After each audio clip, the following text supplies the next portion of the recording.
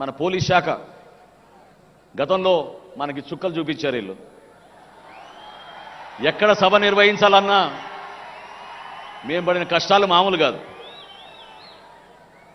ఎన్నిసార్లు మొత్తుకున్నా, ఎన్నిసార్లు పర్మిషన్లు అప్లై చేసినా 12 గంటల ముందు 14 గంటల ముందు ఒక చీటీ రాసి 9 ముగియాలి మీ సభనని చెప్పి ఆక్షేపణలు కూడా పెట్టేవాళ్ళు.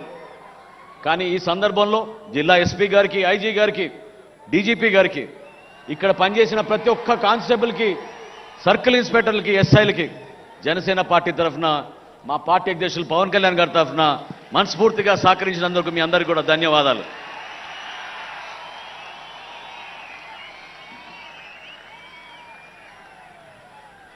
ఈ కష్టకాలంలో మనతో పాటు నిలబడిన మన వాలంటీర్స్, ఇందాక చూశారు మీరు ఏ విధంగా వాళ్ళు నిలబడ్డారు.